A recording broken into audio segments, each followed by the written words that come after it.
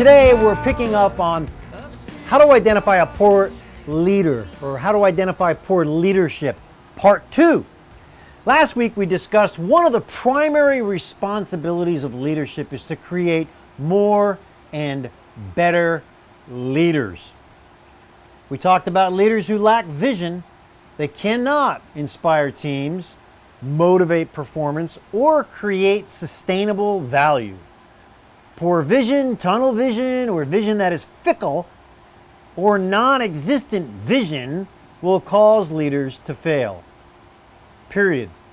So, let's pick back up where we left off on our ideas on how to identify poor leadership.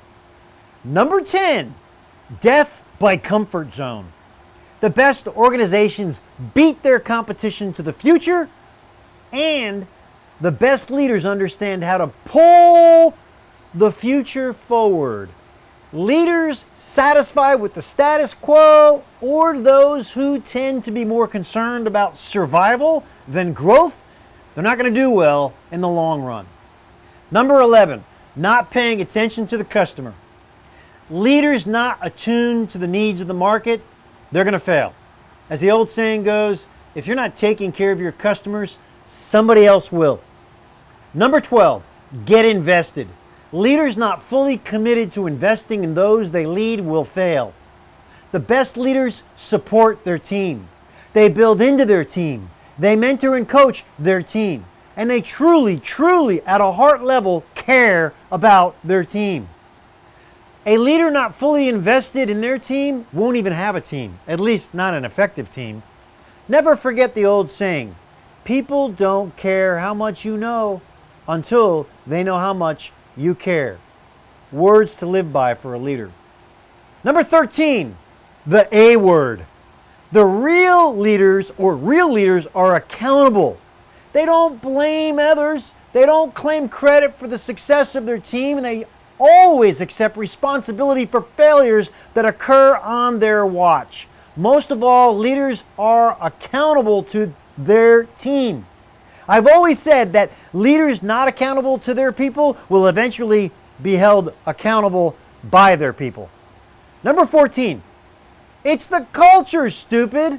Peter Drucker said, culture eats strategy for breakfast.